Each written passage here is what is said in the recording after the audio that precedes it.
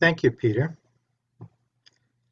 Good morning, everyone, and welcome to the online service of the Unitarian Universalist Fellowship at Stony Brook.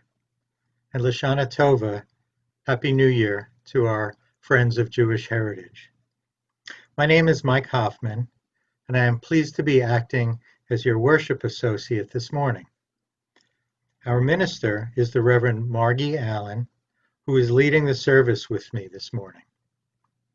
Our director of religious education, Deborah Little, just completed the opening online RE class for our children a little earlier this morning. They will be meeting each week at 9:45 a.m. I'd like to offer a special welcome to anyone new to our fellowship. We hope you will find this service nurturing to your spirit and are inspired to join us again in the future. Unitarian Universalism is a liberal religion with no fixed creed that everyone must accept. We are guided by our 7 principles and multiple sources of inspiration. You will find information about these on our webpage, UUFSB.org. At the conclusion of our morning service, we will have a virtual coffee hour. Actually, more like 15 minutes. This is an opportunity to meet all who are in attendance face to face. It will take a few minutes for everyone to be admitted into the full gathering with active video and audio. So please be patient while our awesome tech team accomplishes this. Following the coffee hour, there will be an opportunity to meet with others for small group chat. You will need to leave this meeting in order to do that. Please check the news feed or the UUFSB website for details, including the link to that meeting. We now enter into the spirit of worship with the sounding of our morning bell.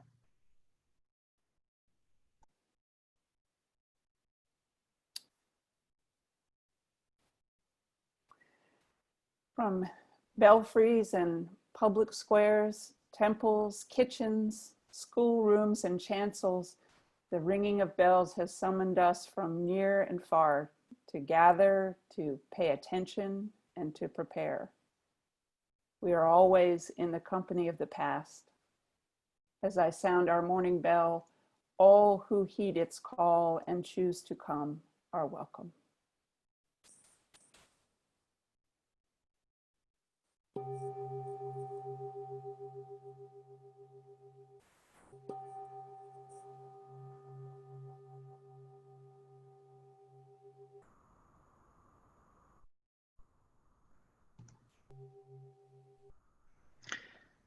Our chalice lighting words this morning are by Kimberly Ann Tomzak Carlson. We are a people of memory.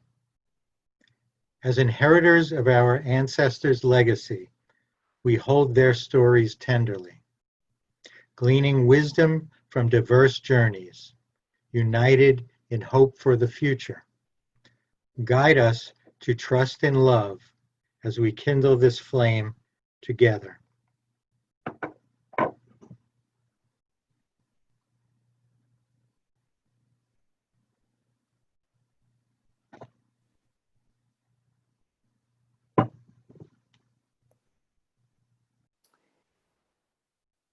I will say her name, even though a tidal wave of accumulated sorrow threatens to crash through me behind it. Ruth Bader Ginsburg died on Friday, on Rosh Hashanah. Baruch Dayan HaEmet. Blessed is the true judge. She held on for us as long as she could. And as a potent and eloquent warrior ancestor, she will continue to teach us about justice, fairness, courage, strength, strategy, and persistence. Other miraculous bodies have been ready to defend the territory she dedicated her life to claiming. Her work will be carried forward. drawn through the orange haze of loss and carried ably on.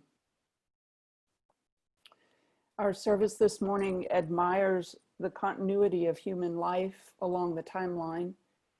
It's so easy to view the world as if everything sprang at once into being on the day that we were born. So easy to forget those generations of extraordinary human beings who came before, shaping and reshaping the physical world, our understanding of what matters, our priorities in taking action, our vision of sustainable futures. This fellowship will turn 58 years old this October. And even in that relatively short span of time, we've loved and acknowledged our own heroic actors. Our opening hymn is a paean to those who preceded us and passed on to us a world they hoped their efforts had made more worthy of and more capable of survival. Please join in singing hymn number 105, From Age to Age. Peter will play a few bars of introduction.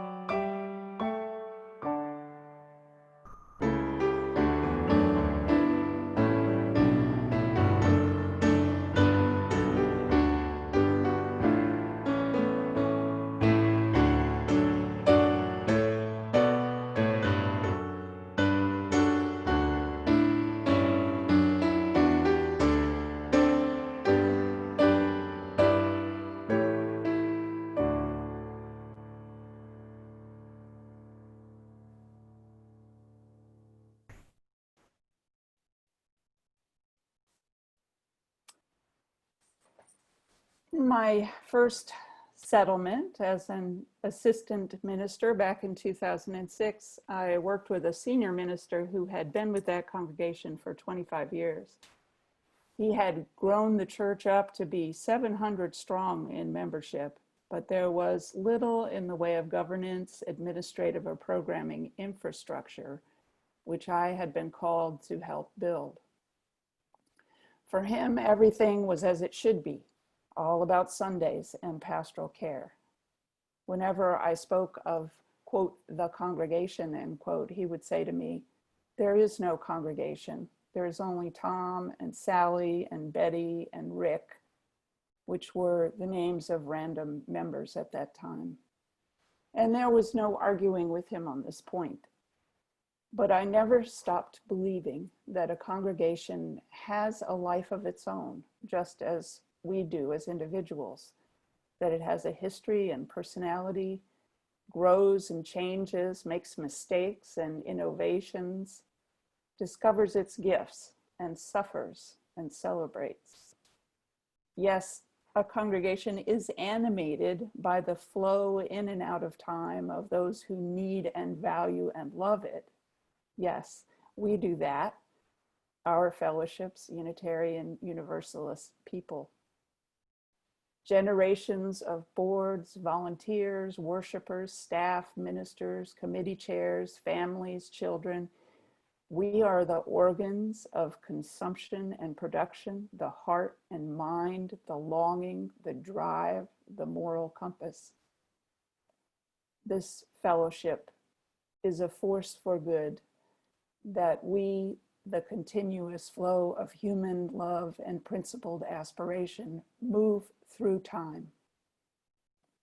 What we build here outlives us, carries our faith and our vision of its power and purpose into the bodies of those who come after us.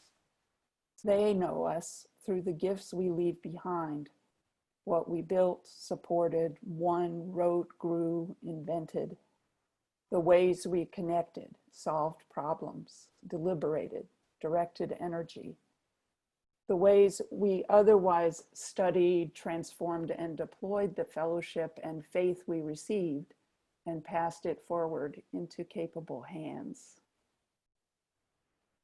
This morning, we celebrate the force for good that is this fellowship and the continuous waves of people who grow it up, equip it, and direct its work in the world. Mike Hoffman and I will alternate in reading now the names of former members who have died since the founding of the fellowship in 1962. Some of these lives we celebrated in memorial services here. In some cases, we were notified of the deaths of former members who had moved away from us for jobs or retirement, but kept in touch over the years.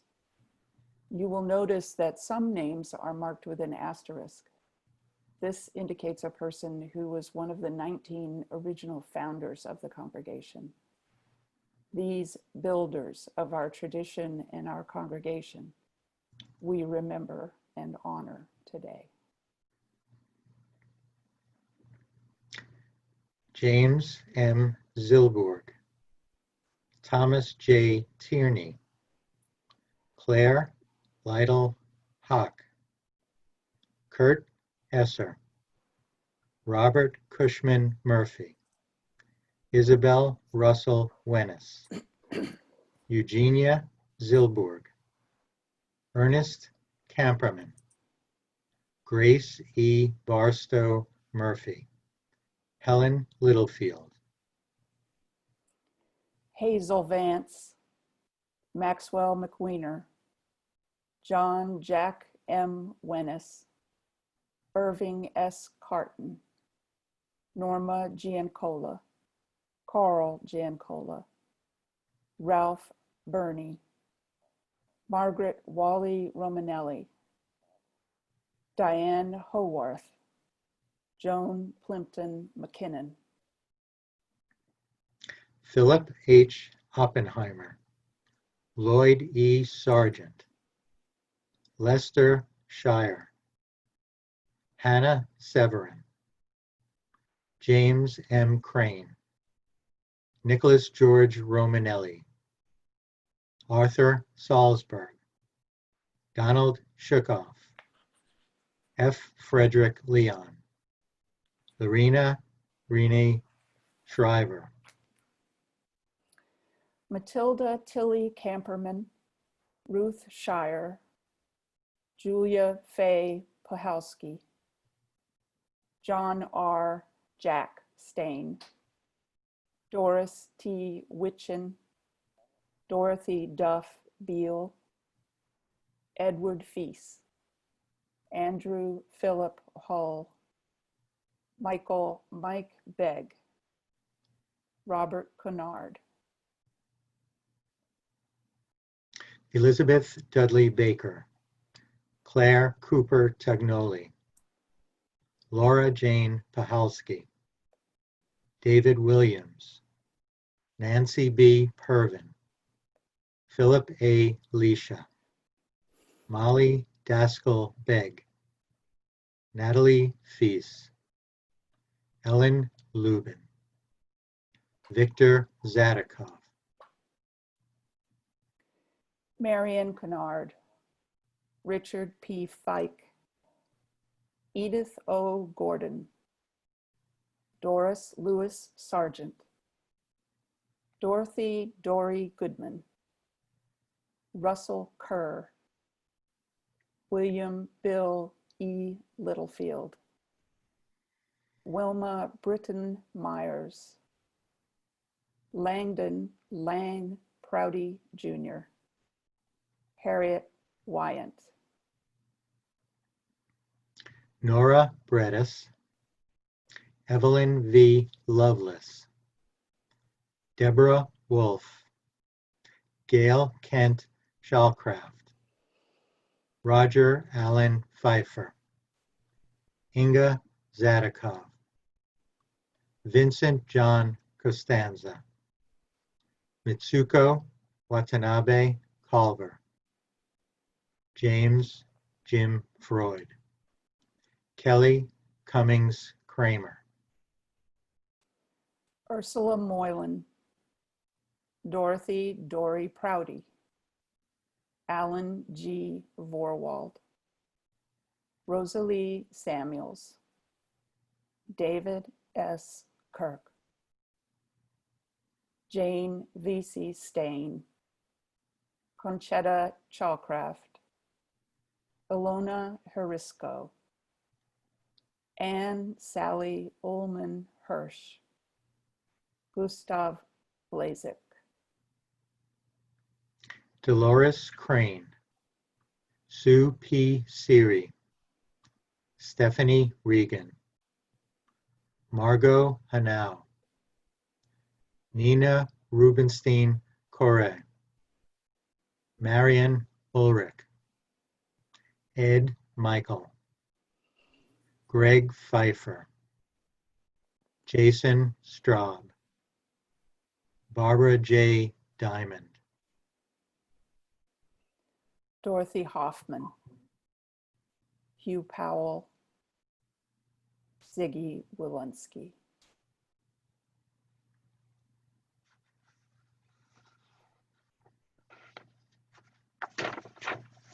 We remember them. They grappled with their times, economic depression, Nazis, and World War II. Philip Oppenheimer escaped Nazi Germany. They weathered McCarthyism, which inspired the movement that grew UU fellowships like ours. They argued about and took action on Vietnam and the nuclear power controversy. Nora Bredis led the Shoreham Opponents Coalition. They wrestled with the question of abortion, the shift to movement conservatism in government, second and third wave feminism, gay rights, AIDS, marriage equality. They worried and suffered and grieved. May Tierney raised 2 young boys on her own. April and Marnie Giancola were orphaned too soon. Difficult marriages took their toll. Children died young, struggled with addiction, led marginal lives. Claire Cooper Tognoli was murdered by an unknown assailant. Little Julia Pahalski died of a brain tumor, and then her mother died of cancer as well 7 years later. Husbands dropped of heart attacks in their third quarter prime. Dementia foiled dreams of retirement joy. And yet they raised their families and they worked, many of them college and local school system teachers and social workers and librarians like many of you, but also corporate managers, Brookhaven and Grumman and Sperry gyroscope scientists and engineers. Robert Cushman Murphy was a notable ornithologist and a curator at the American Museum of Natural History. Murphy Junior High is named after him. Ernest Camperman was a dentist. Ralph Burney was an optometrist.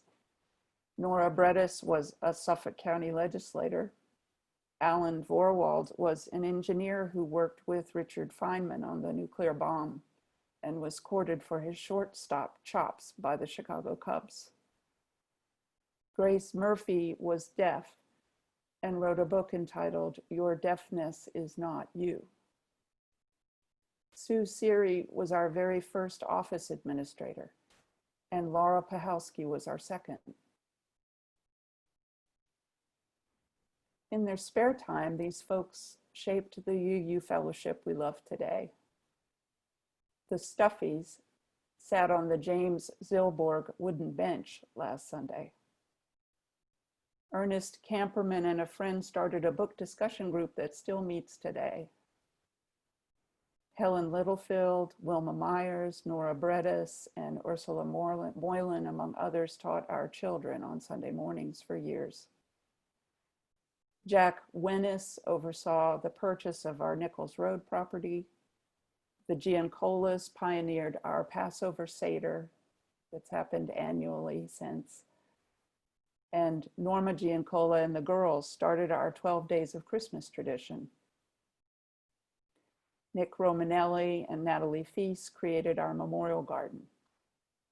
Nick was the fellowship's first Santa Claus and a key founder of the fundraiser and longtime Three Village family destination, the annual 1890s fair.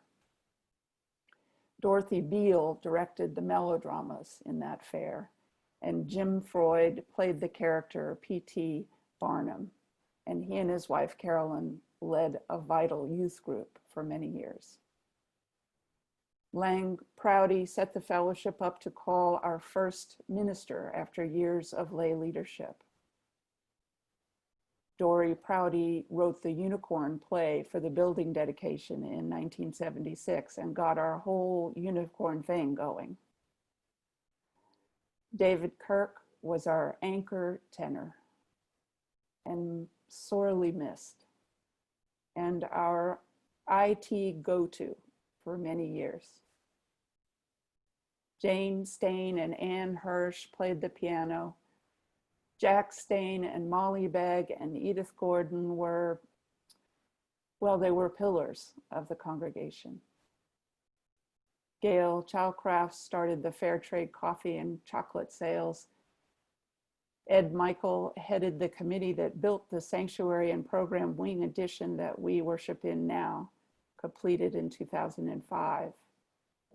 He was the founder of Le Petit Salon, our chamber music concert series, and a charter member of the men's group, also the guru of facilities management and an indispensable helper to his wife, Linda Michael, in the development of the Labyrinth and the meditative arts programs, and their running. And there's so much more to this story. The bottom line, the fellowship was their lifeline, and they worked to make sure it could be yours as well. As we prepare to receive your offering of support to our social justice recipient and our fellowship, know that wherever you are in space right now, in the ongoing flow of time, you share a love for this fellowship and a belief in its worth that all these folks affirmed in their own lifetimes through generous and repeated gifts of time, muscle, ingenuity, and money. Devotion and generosity move this faith through time. The world is in trouble right now, and so are we. Give today in the names of those who could not yet have known yours, but loved and supported you anyway.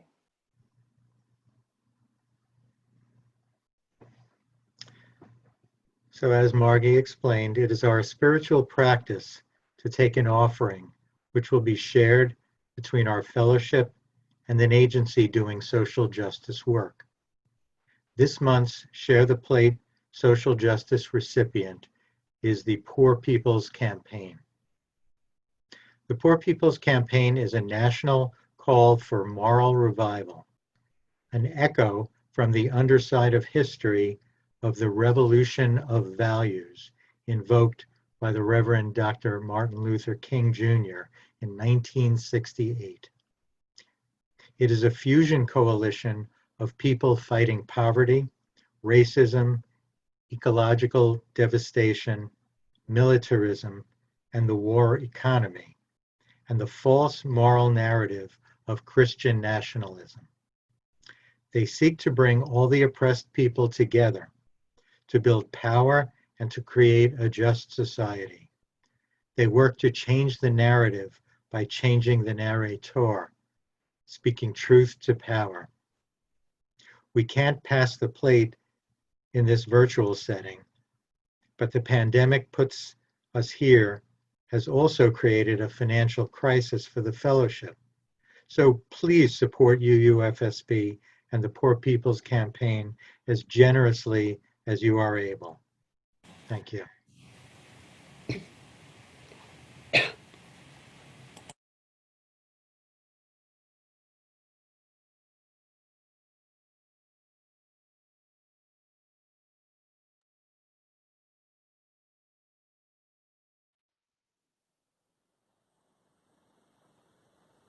For each child that's born, a morning star rises and sings to the universe who we are.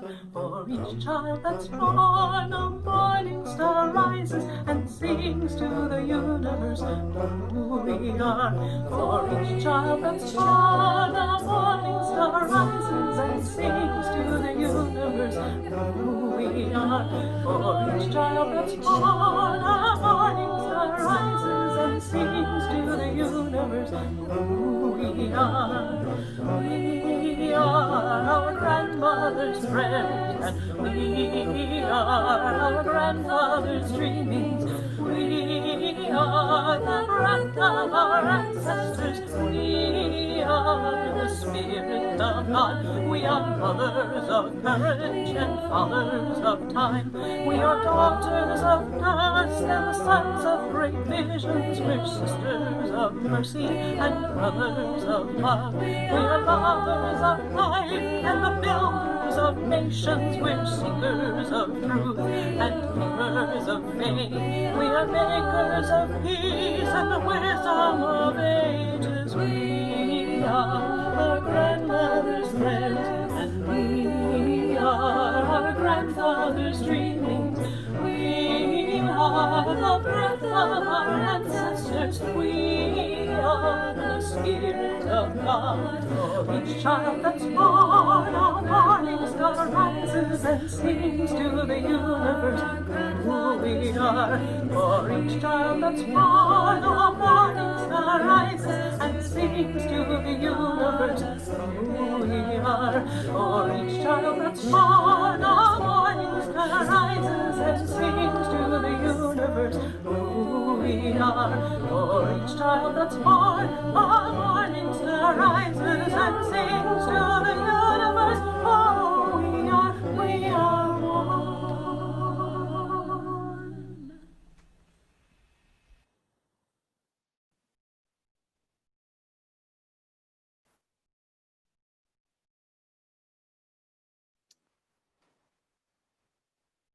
As we prepare to enter into our time of shared silence, I invite you to allow your consciousness to sink deep into the glimpses you've experienced of this fellowship's past, into bits of the stories you've heard of those who are no longer with us, who ensured that we inherited a religious identity and a caring community, strengthened by their genius, their sweat, their support, their devotion.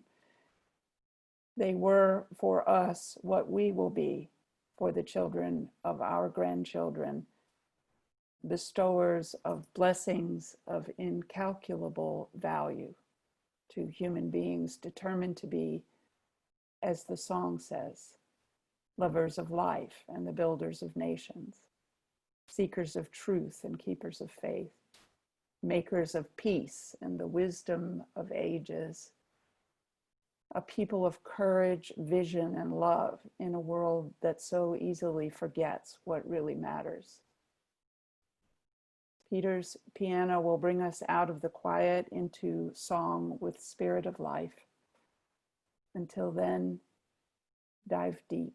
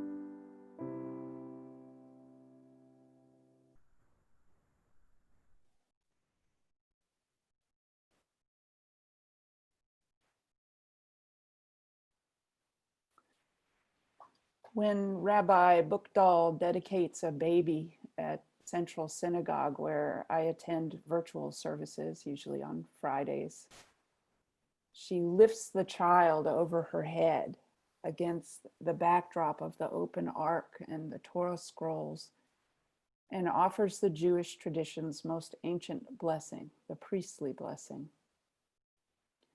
Now, Rabbi Buchdahl is a cantor as well as a rabbi, so she sings the blessing, and the people affirm her words.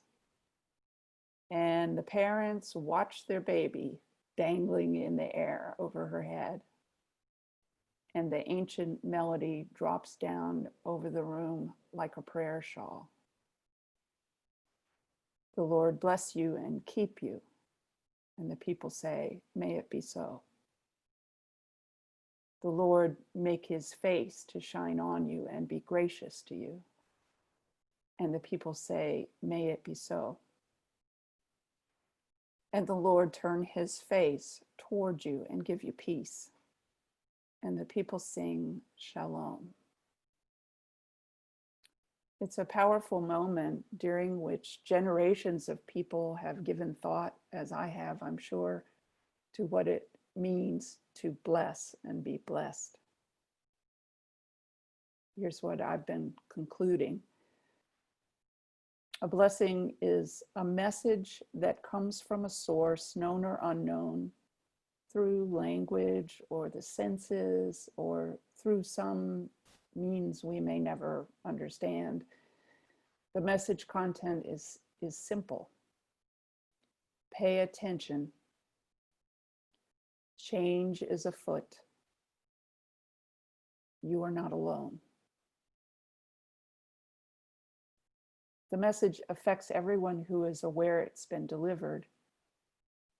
The rabbi channels the ancient charge of meaning in the words and melody. The baby knows something unusual is happening. The parents see the threshold at the start of the Jewish spiritual journey. The congregation sees it also, and the energy of beginnings circulates through them all, touches every threshold story that is alive in the room at that moment in their hearts. No one is untouched in that moment. The message is a blessing. All who are aware of it are blessed. A blessing is a little arrow pointing to a door that is opening. And because what is beyond the threshold could seem as scary as it is promising, should you choose it, a blessing comes with comfort, presence, beauty, hope, memory, companionship. The littlest thing you do or say could be that little arrow for someone else. And your witness, the accompanying reassurance and connection, the comfort. The littlest thing you see or hear might be that little arrow for you that's telling you, pay attention. Change is afoot. You have a choice. You are not alone.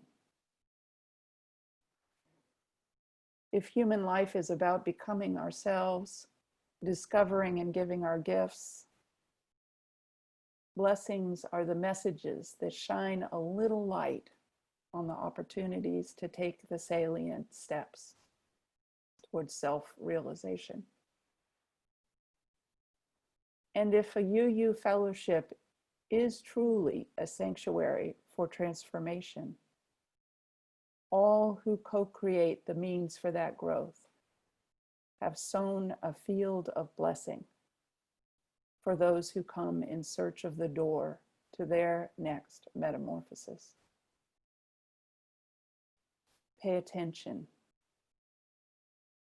Change is afoot. You have the choice. You are not alone. Amen. Our closing hymn is number 93, mercy, pity, peace, and love, the words of William Blake. A reminder of what good is possible in the world. That is channeled, a reminder what good is possible in the world is channeled through human hands and hearts and minds. It is up to us to be faithful conduits of that goodness. Open, receptive, generous, connected. Please sing or read or hum or dance along wherever you are as we join in number 93, Mercy, Pity, Peace, and Love.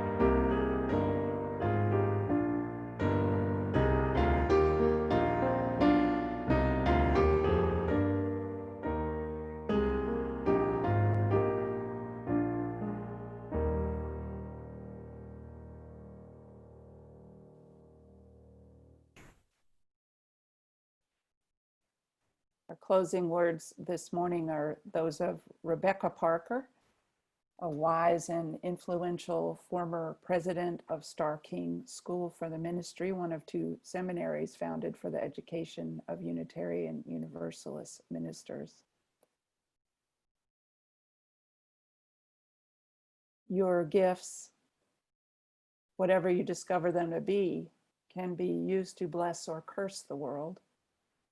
The mind's power, the strength of the hands, the reaches of the heart, the gift of speaking, listening, imagining, seeing, waiting, any of these can serve to feed the hungry, bind up wounds, welcome the stranger, praise what is sacred, do the work of justice, or offer love.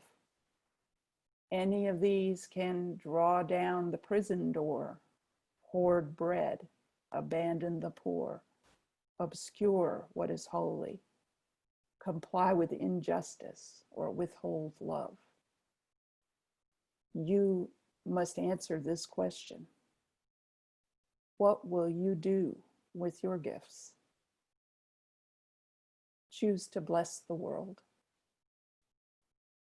The choice to bless the world is more than an act of will, a moving forward into the world with the intention of doing good. It is an act of recognition, a confession of surprise, a grateful acknowledgement that in the midst of a broken world, unspeakable beauty, grace, and mystery abide. There is an embrace of kindness that encompasses all life, even yours. And while there is injustice, anesthetization, or evil, there moves a holy disturbance, a benevolent rage, a revolutionary love, protesting, urging, insisting that that which is sacred will not be defiled. Those who bless the world live their life as a gesture of thanks for this beauty and this rage. The choice to bless the world will draw you into community the endeavor shared, the heritage passed on, the companionship of struggle, the importance of keeping faith, the life of ritual and praise, the comfort of human friendship, the company of earth, the chorus of life welcoming you. None of us alone can save the world. Together, that is another possibility waiting.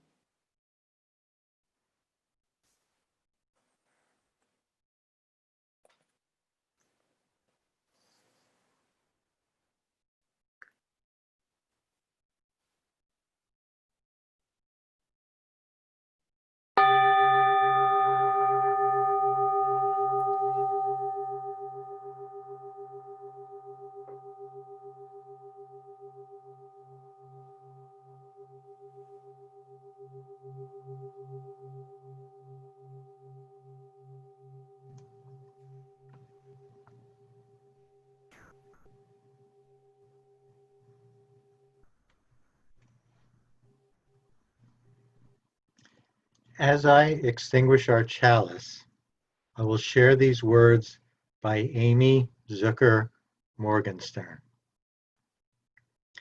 Never has it been more true than now. We extinguish this flame, but the sparks within us remain alight. From each of us, in our supposed solitude, the signals buzz and hum, sparkling through space, one to another, connecting us invisibly but palpably. We are one, and from every window our light shines.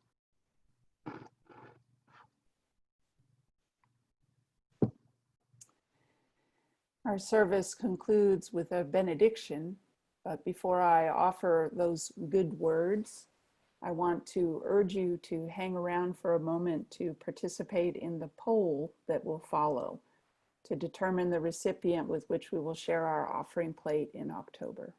It won't take long, and everyone who is present now is eligible to vote. Here are a few words to take with you into the day. Choose to bless the world, my friends. Your smallest acts of attention and kindness, your deep listening, your good questions can open a heart, spark an idea, clean out a wound, reframe a disabling story. You have the power to bless. Wield it with love. Amen.